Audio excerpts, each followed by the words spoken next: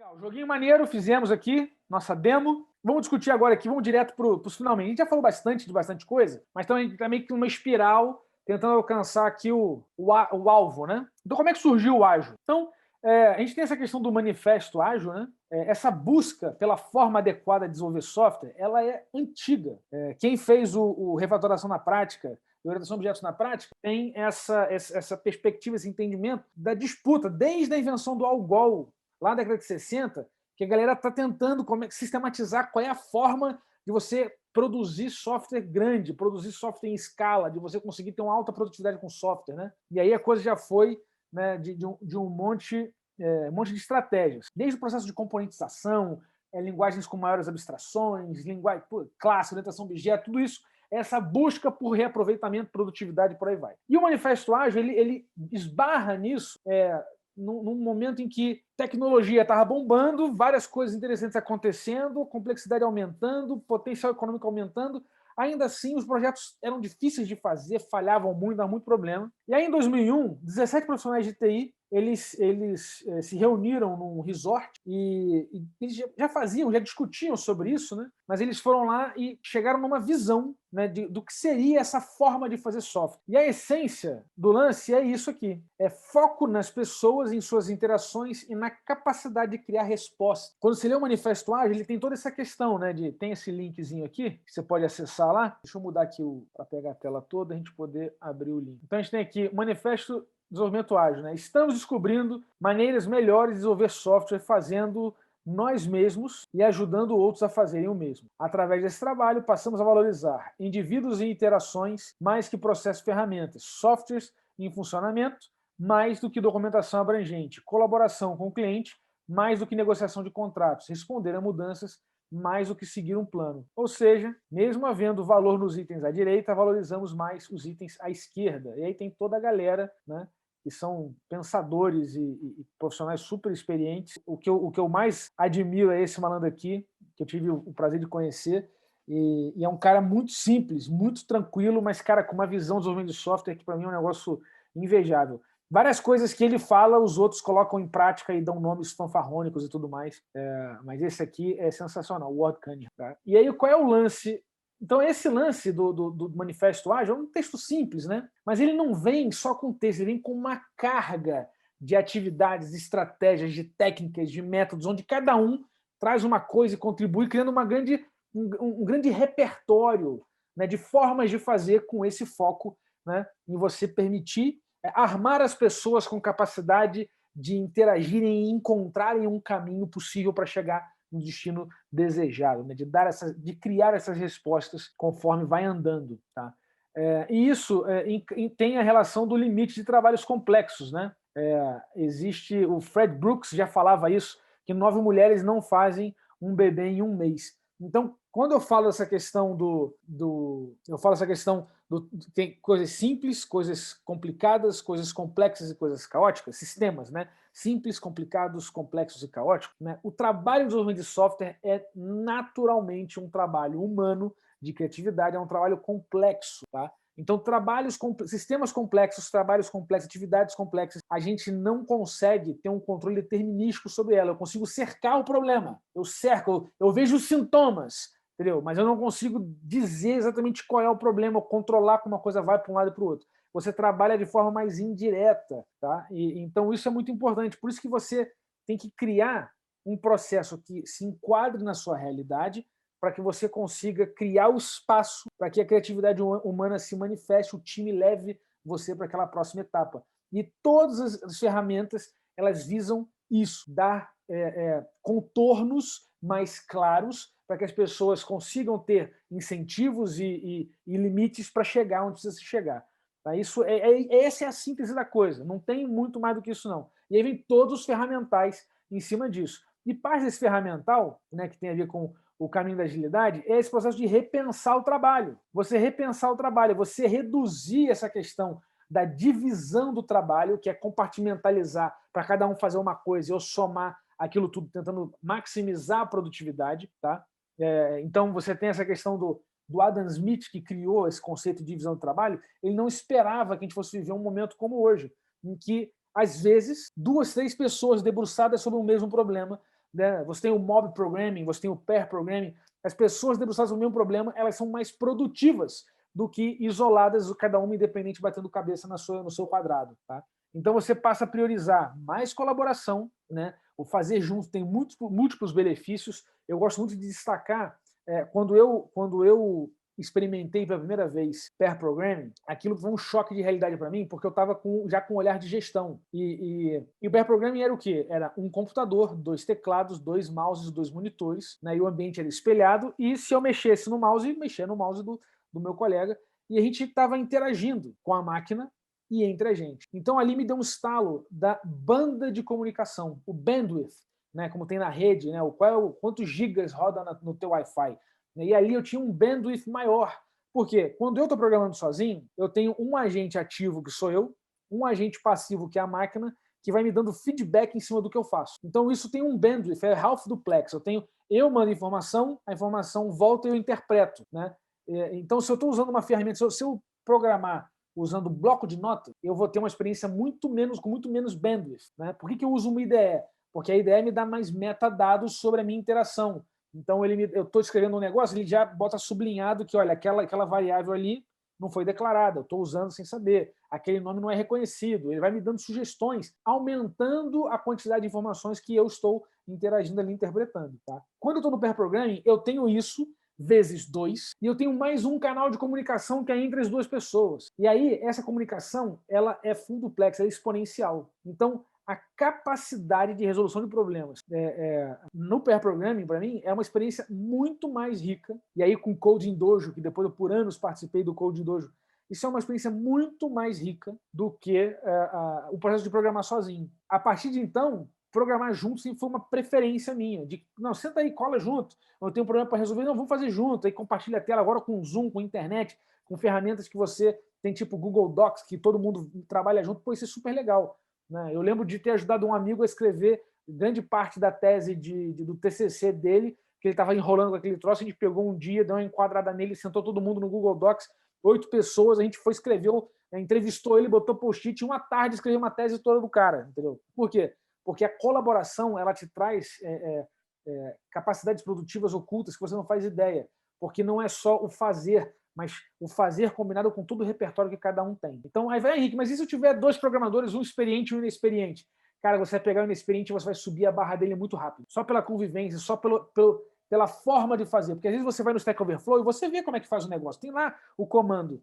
Mas quando você vê o cara na máquina dele, com as ferramentas dele, do jeito que ele interage, do jeito que ele opera, como é que ele usa o teclado, como é que ele organiza a tela, tudo isso te dá mais informação que você não tinha antes de estar colaborando. Tá? Então, por isso que eu falo da rede, por isso que eu falo de usar o fórum, por isso que eu falo da gente interagir no grupo.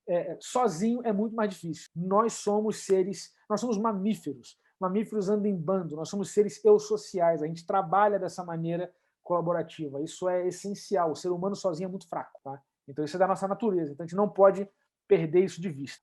A gente tem que repensar o trabalho para pensar no ócio. Porque quando eu faço divisão de trabalho e boto cada um num quadradinho, o que acontece? Elimina o ócio. Você ocupa todo mundo o tempo todo. Você maximiza o uso do recurso. Qual é o problema? É o que eu sempre digo. Você olha para um estacionamento e aquilo é uma rua, é um espaço onde a ocupação é maximizada. O uso do recurso espaço é maximizado. Agora, você não consegue fluxo no estacionamento. Você só consegue fluxo onde tem espaço vazio, onde tem ócio, onde as coisas podem mudar. Então, se você pegar um engarrafamento, é um estacionamento, é uma rua com 100% de uso. Então, se o seu dia está muito ocupado com 100% de uso, você está engarrafado, você não está fluindo. E para fluir, precisa de ócio. O ócio é muito importante. Né? O desafio é você não fazer muita coisa, mas fazer a coisa certa. Então, às vezes, você precisa ficar sem fazer nada para descobrir qual é a coisa certa a fazer. Isso é muito importante, só que os nossos contratos, as nossas relações, a forma de trabalhar não permite isso. Eu sempre tive muito problema com isso. Esse negócio de trabalhar 8 horas por dia, não existe esse troço.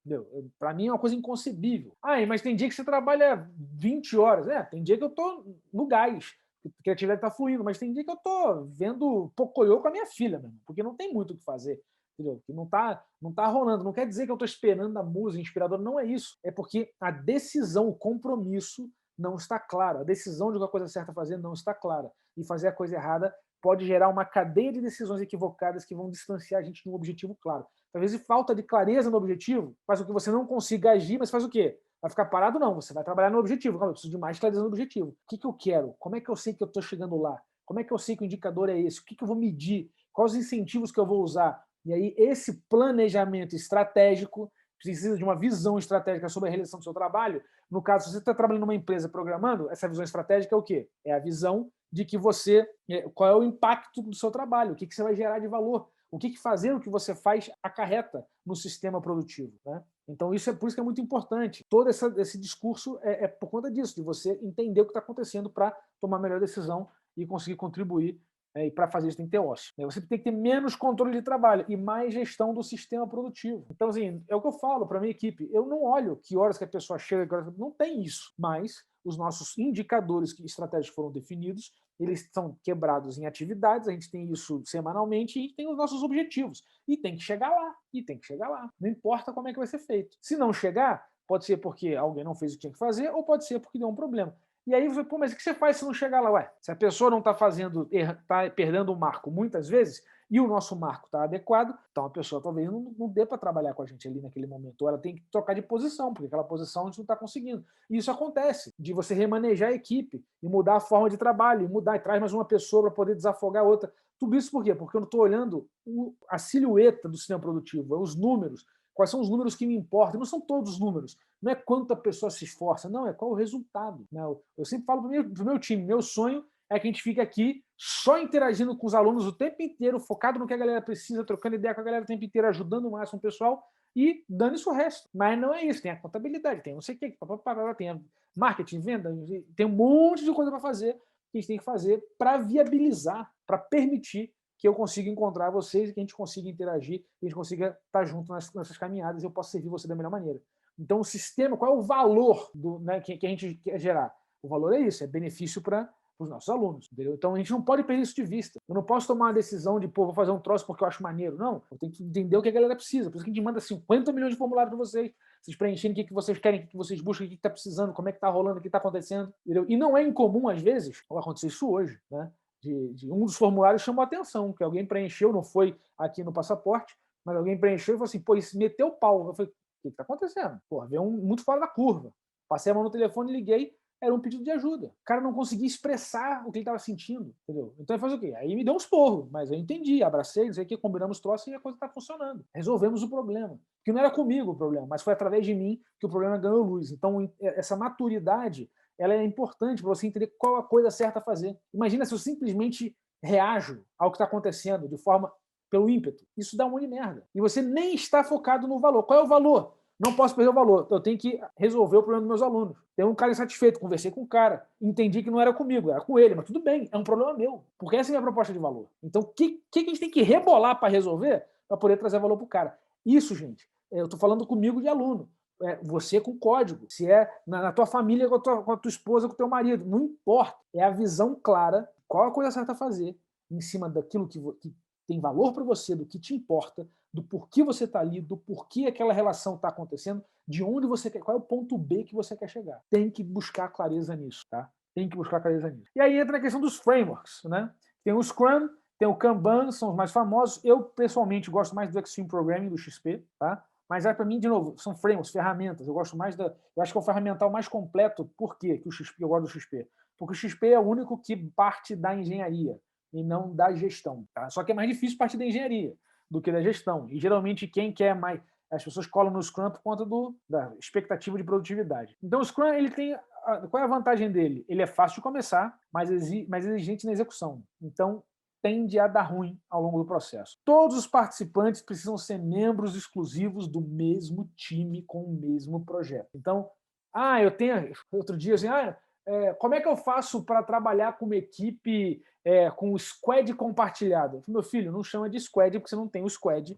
O squad compartilhado não é um squad. Então, se você troca de contexto, não é um squad. Então, muda o framework porque vai dar ruim. Né? Então, o Scrum ele tem essa restrição para você ter coordenação entre as pessoas, para as pessoas terem contexto, para ter ritmo nas entregas. Né? Então, deve haver complementaridade sem isolamento. Né? Então, Se você tem um time de Scrum, só que aí faz o planning e cada um fica num quadrado e a galera não trabalha junto, não tem um time de Scrum, entendeu? Tá cada um no seu quadrado, não tem interação, você não tem a egrégora, né? Aquele todo que se torna maior do que a soma das partes. Então, o problema do Scrum é isso, que é comum degradar para controle de tarefas e cobrança de trabalho. Por quê? Por falta de entendimento de que a engenharia é essencial e muitas vezes não se trabalha na engenharia. E por falta de entendimento, de aceitação até que a capacidade da equipe pode não ser a capacidade ideal que você gostaria, né, que o gestor gostaria. Então, essa síntese, ela fundamenta a minha implicância com o Scrum. Eu tenho um vídeo no YouTube, que eu posso até colocar aqui quando eu mandar o mapa para vocês, onde eu detalho isso extensivamente. São 20 e tantos minutos eu falando desse troço, só do Scrum, né, e aí tem toda uma pegada de meter o pau, porque treta é o que nós gosta de fazer. E tem o Kanban, que já é uma coisa que eu acho uma evolução, uma coisa melhor, que o Kanban, assim, a síntese dele é muito simples. Ele permite modelar o sistema que já existe, né? Para que você possa intervir no sistema que já existe. Então, ainda quando eu uso um quadro de Scrum, ou que eu vou num cliente botar um Scrum, eu estou evitando, usando o glossário do cara, mas eu estou metendo um Kanban ali que começa muito levemente, a gente rapidamente vai adaptando. Começou assim, com a fazer, fazendo e feito. E aí eu vou botando mais coisas, vai sofisticando, vai criando as intervenções, a realidade vai mostrando problemas, vai gerando problemas no sprint, você começa a ver que esses problemas você vai resolver como? Modelando o sistema, dando visibilidade. O quadro serve para dar visibilidade para as coisas sutis e subjetivas que acontecem na prática. Então, por exemplo, uma coisa que eu adorava fazer era criar no quadro de Kanban do cliente lá as interrupções de reunião. Então, quando sempre tinha um diretor de não sei o que convocava a reunião, a galera não tinha autonomia para negar a reunião. E aí tinha o sprint planejado, e aí o que acontecia? Reunião. Tirou o cara para reunião, é uma tarefa. Já tinha um custo. Entendeu? A reunião já tinha uma média lá que durava 2 horas, então, pum, entrava ali.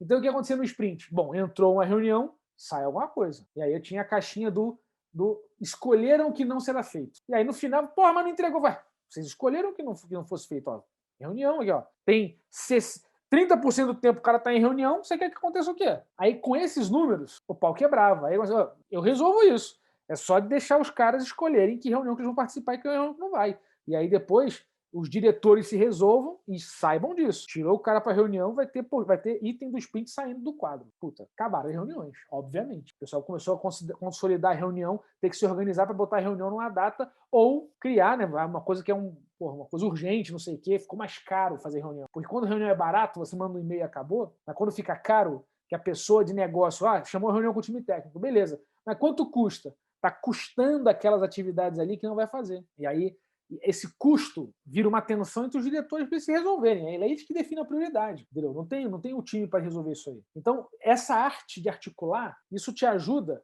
a jogar o problema para o dono do problema. Porque quando você não tem essa malandragem, né, que eu chamo de malandragem, mas na verdade é um entendimento do que está acontecendo, entendimento psicológico, sociológico, de negociação complexa, de posicionamento, de comunicação, soft skills, visão estratégica. Essa capacidade, ela te blinda. Quando você não tem isso, o time de desenvolvimento vira o gargalo. Por quê?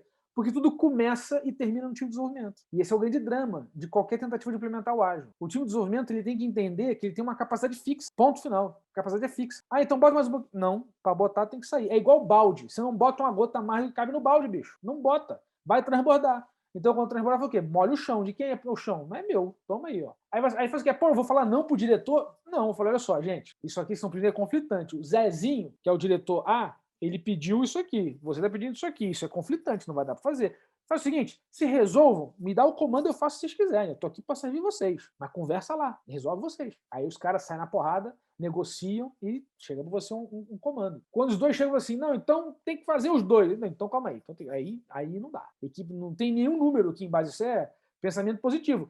Só que eu falo assim, você vai falar não pro cara? Não vou falar não pro cara. Eu falo assim, cara, não para agora, para daqui 3 semanas, mas eu preciso de verba para contratar 3 caras. Porra, 3? Por que 3? Cara, porque olha só, a capacidade não dá, vai atrasar um pouco, tem que botar os 3 para trabalhar. Tem que dar o custo para quem está pedindo. Não pode. Esforço de programação não pode sair de graça. Tem que custar caro. Tem que custar caro. O cara tem que decidir, puta, não, eu vou investir nisso mesmo. E aí o cara vai. E métricas, que eu acho que é uma coisa importante para a gente refletir, né? Essas métricas aqui, para mim, são as mais relevantes, né? Quando a gente trabalha com esse início do ágil. Depois você vai complicar isso com estratégia, com custo de atraso, enfim, tem um monte de outra coisa. Mas isso aqui te ajuda a visualizar o fluxo do trabalho. Então tem o lead time, né? Que é o tempo entre o pedido do cliente e a entrega. É o início e fim do processo. Então, toda vez que você desenvolve e fica parado lá o estoque no teste, o cara do teste fica engargalado, ele atrasa 3 semanas para entregar, o seu lead time estica. Aquela porra daquele estoque ali está custando caro. Por quê? Porque é valor que não está sendo entregue. Então, é dinheiro que o cliente investiu que não está vendo resultado, entendeu? Então, você tem que reduzir o lead time ao máximo. Por isso que eu falo para a galera, ó, para de programar e empurra a tarefa para o final. Por quê? Irmão, se o que a gente tem aqui é uma variante que tem que pegar no tranco, então todo mundo para e empurra aquele troço, porque o carro tem que chegar no final. Então tem que empurrar a tarefa até o final, e aí o cliente botou o dinheiro e recebeu o valor. Mesmo que seja pouquinho, pelo menos tem fluxo. Então, por exemplo, tem aqui, 2 dias do backlog, registro do pedido do cliente à produção, entrega do software funcionando. Então, quanto tempo está lá no backlog fechadinho e leva 2 dias para sair do backlog até botar em produção para o cliente usar. Então, você tem o lead time total daquela atividade. Você tem aqui o cycle time. O cycle time ele é um pouquinho diferente. Ele é o tempo total entre o início e fim da produção ou da prestação de serviço. Então, 6 horas por história de usuário, né, do to-do ao done. Então, o cycle time, ele às vezes você é o trabalho da atividade, porque pode ter mais coisa. Entendeu? Tem todo um processo, às vezes tem janela de deploy, às vezes tem, sei lá como é que é a estrutura para que o valor seja entregue. Mas o trabalho, né, o ciclo de trabalho de fazendo até feito, ele tem um outro tempo que não é o tempo necessariamente da... Aí tem esse aqui que é mais fancy, mais fanfarrão, que é o tact time, que é a taxa, a batida, ritmo, em que um processo é capaz de operar para atender a demanda dos clientes. Então a equipe desenvolve 14 story points a cada 2 horas. Então qual é o ritmo? 14 a cada 2 horas. Aí eu consigo, se eu tiver esse ritmo, por que é ritmo? Porque o ritmo ele faz o quê? Você vai fazer meio que uma média móvel ali, para entender como é que é a estabilidade daquele número. E aí esse ritmo você consegue usar ele para projetar o futuro. É aqui que você consegue prever o futuro. Quanto tempo leva? Eu já tenho aqui 3 semanas que eu trabalhei. Eu tenho o lead time, eu tenho o tax time, eu sei quanto é que a equipe produz. Eu tenho esse estoque aqui planejado, não está no sprint ainda, mas eu estou aqui planejando como Product Manager. Então eu vou e organizo esse cara e vou aplicar esse valor para projetar o futuro. Quanto tempo leva para o troço acontecer? Se eu tiver já a estimativa dos story points. Você tem velocidade, que é quantos pontos a equipe entrega no período de tempo. Então a velocidade do sprint, que a gente fala, né? Eu acho que a velocidade, eu acho ruim o termo velocidade. Eu gostaria de usar carga. Qual é a carga do sprint que o sprint suporta? Que é quantos pontos a equipe entrega no período de tempo, né? Que é o progresso, né? Esse sprint aqui foi tanto de esforço, tantos pontos, tudo mais. Aí tem esse termo aqui que é importante, que é o work in progress, que é a quantidade de trabalho iniciado. Isso aqui é fundamental. Você precisa limitar o trabalho em progresso. Então, sabe aquele negócio de que tua máquina está lenta? Aí você abre o Excel, aí ele fica um tempão carregando? Aí você para tomar um café, para não sei. Isso acontece a vida inteira em todo lugar. Você começa a fazer o quê? Para não ficar esperando, para ter a sensação de não perder tempo, você vai e dispersa e começa a fazer um monte de coisinha que você não termina nenhuma. Então, você tem que limitar quantas coisas você está fazendo e respeitar esse limite da equipe, né? Então, uma regra é, se na programação o limite de work in progress é 3, e já tem 3 coisas sendo feitas, mas eu tenho aumento de estoque lá no teste, ao invés de ser 1 para 1, eu falo assim, não, eu posso fazer até 3 coisas no desenvolvimento, mas se eu tiver aumento de estoque lá no teste, em vez de um quarto programador pegar a quarta coisa, ele para e vai lá empurrar o teste para frente. Sacou? Por quê? Porque eu limitei o meu trabalho em progresso só em 3 atividades sendo executadas naquela linha, naquela coluna. Né? Então, isso te ajuda a forçar o fluxo de entrega para o lado certo, tá? A estimular o fluxo de valor gerado. Tem o Story Point, que é uma unidade de referência, tá, do custo das demandas. Tem gente que usa Fibonacci, tem gente que usa hora, tem gente que usa bloco, tem ponto de função, tem uma porrada de coisa. O que eu vejo que funciona? Para começar a cultura, o Fibonacci é legal. Por quê? Pela distância entre os valores, faz com que você tenha debate para que haja um consenso, para que seja negociado. Se você não entrar com aquele de impor de cima para baixo, não pode, tem que ser um consenso. Todo mundo concordar que aquele valor ali é adequado. Alguém vai ter que ceder nesse processo e não precisa ser a maioria. Tá? E aí como é que você faz isso? Através de debate, de conversa, diálogo. Você vai explica por que é aquele ponto, você traz uma questão que os outros não estão vendo, e aí você vai ponderando pelo mapeamento de incertezas qual é a visão do time sobre aquela atividade. Mas depois que a coisa evolui, que você já está no sangue, você já não entende que aquilo ali não é compromisso de entrega de hora, você entende que aquilo é uma unidade de referência, é uma coisa para negociar com a equipe, aí eu acabo usando bloco de hora, que é um sentimento de eu faço isso em 1 hora, em 2 horas, em 4 horas, em 8 horas. É isso aí. Por que eu não faço de hora em hora? Porque eu quero essa diferença. Porra, é 4 ou é 8? É 2 ou é 4? Entendeu? Isso é uma referência importante. É 1 ou é 2? Isso é uma referência importante e é uma escala que não fica gerando. Não cai para um cronograma, porque não é um cronograma. É um sentimento da sua capacidade de entrega. E o cronograma? O cronograma é uma coisa importante, né? É a projeção a partir do histórico. Porque a galera vai assim, pô, Rick, mas como é que eu sei quanto tempo vai levar? Ué, pega a capacidade da equipe, projeta no tempo. Pô, mas eu não tenho como saber isso antes? Não tem, bicho. O que você pode fazer é ir reduzindo o escopo para quê? Para diminuir o risco do projeto. Porque, no final das contas, é um investimento que você faz, que precisa gerar valor para que você pegue aquele valor gerado e reinvista no projeto. Então, o desafio de qualquer programador é transformar o processo de desenvolvimento de software numa máquina de juros compostos. Esse é o trabalho do programador. Como é que eu transformo o meu processo de trabalho numa máquina de juros compostos? Por quê? Porque o cara produz, entrega o valor, esse valor dá resultado e é reinvestido na produção, que entrega mais valor, que dá mais resultado, é reinvestido na produção, e isso vai acontecendo até que você consiga concluir o projeto. Agora, se você não tiver um ciclo iterativo incremental de entregas constantes com fluxo de valor, você não consegue transformar o trabalho de programação numa máquina de juros compostos. Você consegue transformar apenas uma fornalha de dinheiro em que você queima todos os dinheiros do seu cliente sem entregar valor nenhum. É isso que acontece, é triste pra caramba, tá? Destrói a confiança.